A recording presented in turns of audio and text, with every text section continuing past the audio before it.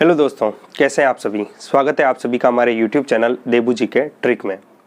दोस्तों, इस वीडियो में हम मेवाड़ का इतिहास पढ़ने वाले हैं।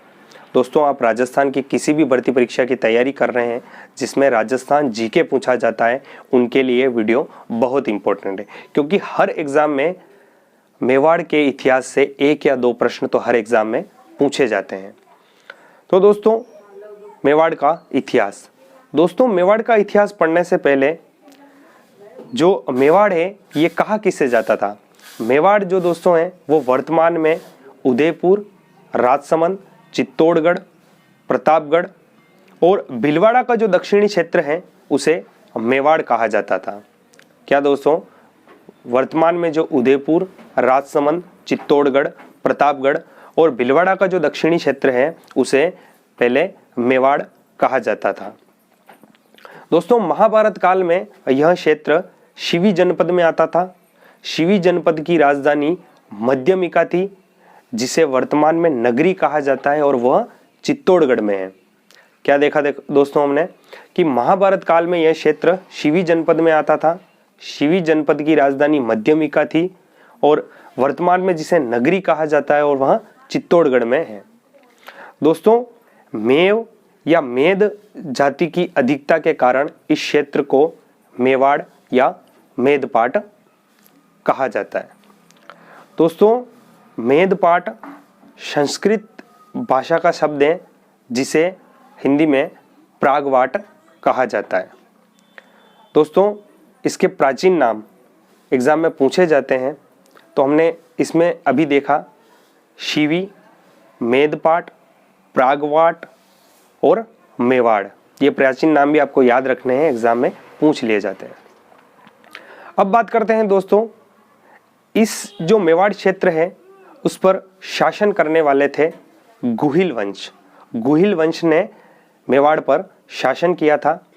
तो दोस्तों, गुहिलों का उदय कैसे हुआ, गुहिलों की उत्पत्ति कैसे हुई। दोस्तों, राजस्थान के जो साहित्यकार हैं उनके अनुसार अलग अलग मत हैं। तो दोस्तों, वो देखते हैं कि जो कर्नल जेम्स टोड है उनके अनुसार गुहिल गुजरात के शासक शीलादित्य की संतानें हैं। अबुल फजल के अनुसार जो गुहिल हैं वो विदेशी थे। गोपीनाथ शर्मा और D.R. भंडारकर के अनुसार यह ब्राह्मण वंश के थे, और गौरीशंकर हीराचंद ओझा इन्हें सूर्यवंशी मानते हैं। दोस्तों, मेवाड़ के जो महाराजा थे वह स्वयं को भी सूर्यवंशी मानते थे। इसके प्रमाण हमें पता चलते हैं, क्योंकि एक तो दोस्तों महाराणा जो थे वो स्वयं को हिंदुआ सूरज कहते थे। उसके बाद दोस्तों, मेवाड़ के झंडे पर सूर्य की आकृति बनी हुई है। और दोस्तों, जो आगे जाकर एक शासक है जिनके बारे में पढ़ेंगे, बप्पा रावल, उन्होंने दोस्तों जो सोने के सिक्के जारी किए थे उन पर भी सूर्य की आकृति बनी हुई है। इन प्रमाण से हमें ये पता चलता है कि जो मेवाड़ के शासक थे, जो गुहिल थे, वो सूर्यवंशी थे। अब दोस्तों देखते हैं कि जो मुहणोत नैणसी है उनकी एक रचना है मुहणोत नैणसी री ख्यात। उसमें दोस्तों उन्होंने गुहिलों की 24 शाखाओं का वर्णन किया है।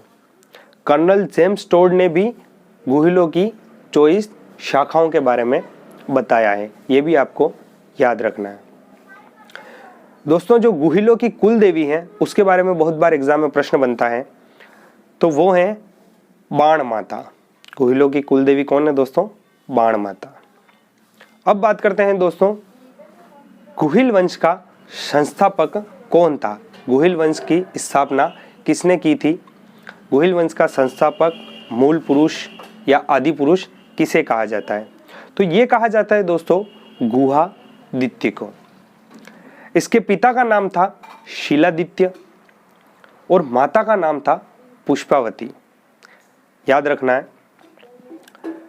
दोस्तों, जो शीलादित्य हैं वे वल्लभी नगर गुजरात के शासक थे, उनके कोई पुत्र नहीं था। तो दोस्तों उनकी पत्नी पुष्पावती और वह पुत्र रत्न की प्राप्ति के लिए माउंट आबू में अम्बा देवी की पूजा के लिए आते हैं। उसके बाद दोस्तों अरबी आक्रमण कर देते हैं शिलादित्य पर, जिसमें शिलादित्य की मृत्यु हो जाती है। बाद में दोस्तों जो पुष्पावती है वह गुफा में एक बच्चे को जन्म देती है, जो ही आगे गुहादित्य कहलाता है। गुफा में जन्म देने के कारण ही उसे गुहादित्य कहा गया। गुहादित्य ने 566 ईस्वी में गुहिल वंश की स्थापना की व नागदा को अपनी राजधानी बनाया। उसके बाद बात करते हैं कालभोज या बप्पा रावल, जिनका शासनकाल 734 ईस्वी से 753 ईस्वी माना जाता है। कालभोज के पिता का नाम था महेंद्रदित्य। महेंद्रदित्य की हत्या भीलों द्वारा कर दी जाती है, जिसके बाद कालभोज को हारित ऋषि ही पालते हैं। हारित ऋषि की गाय कालभोज चराते हैं। 734 ईस्वी में हारित ऋषि के आशीर्वाद से ही कालभोज चित्तौड़गढ़ के राजा मानमोरी को पराजित कर मेवाड़ के शासक बनते हैं और आगे चलकर कालभोज को बप्पा रावल की उपाधि हारित ऋषि द्वारा ही दी जाती है। बप्पा रावल कैलाशपुरी गांव उदयपुर में एकलिंग जी के मंदिर का निर्माण करवाते हैं, जो कि शैव संप्रदाय से संबंधित है। मेवाड़ के महाराणा खुद को शासक ना मानकर एकलिंग जी को ही मेवाड़ का शासक मानते हैं। स्वयं को उनका दीवान मानकर मेवाड़ पर शासन करते हैं। सास बहु मंदिर जो नागदा गांव में है वह बप्पा रावल के समय का ही है। दोस्तों एक बार एग्जाम में पूछा गया था सहस्त्र बाहु मंदिर कहाँ है, तो दोस्तों जो सास बहु मंदिर है उसे ही सहस्त्र बाहु मंदिर कहा जाता है और ये कहाँ है, नागदा गांव उदयपुर में। रणकपुर प्रशस्ति जो कि पाली में है उसके अनुसार अब बप्पा रावल व कालभोज को अलग अलग व्यक्ति बताया गया है। बप्पा रावल की समाधि या जो छतरी है वो बनी हुई है नागदा गांव उदयपुर में, ये याद रखना है।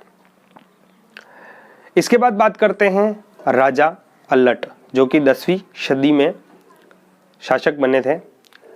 अल्लट को ख्यातों में आलू रावल भी कहा गया है। इन्होंने दोस्तों आहड़ को राजधानी बनाया, जो कि मेवाड़ की दूसरी राजधानी थी। अल्लट ने ही आहड़ में वराह मंदिर का निर्माण करवाया और अल्लट ने हूण राजकुमारी हरिया देवी के साथ विवाह किया। कहा जाता है यह प्रथम अंतरराष्ट्रीय विवाह था। क्या पढ़ा दोस्तों, अल्लट को ख्यातों में आलू रावल भी कहा जाता है। इन्होंने आहड़ को राजधानी बनाया, जो कि मेवाड़ की दूसरी राजधानी थी। आहड़ में ही अल्लट ने वराह मंदिर का निर्माण करवाया। वह हूण राजकुमारी हरिया देवी के साथ विवाह किया, जिसे कि प्रथम अंतरराष्ट्रीय विवाह माना जाता है। दोस्तों आज हमने गुहिल वंश के संस्थापक, उसके बाद बप्पा रावल और उन्हीं के वंशज हुए थे राजा अल्लट, इनके बारे में पढ़ा। दोस्तों मेवाड़ इतिहास की आपको डेली क्लास मिलती रहेगी इस चैनल पर। पूरा मेवाड़ का इतिहास हम पढ़ने वाले हैं।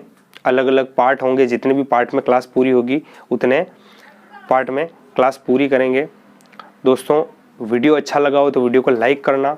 आप हमारे चैनल पर नए हैं तो चैनल को सब्सक्राइब कर लेना और आपके जितने भी फ्रेंड्स हैं जो गवर्नमेंट एग्ज़ाम की तैयारी कर रहे हैं उनके साथ ये वीडियो शेयर ज़रूर करना। धन्यवाद।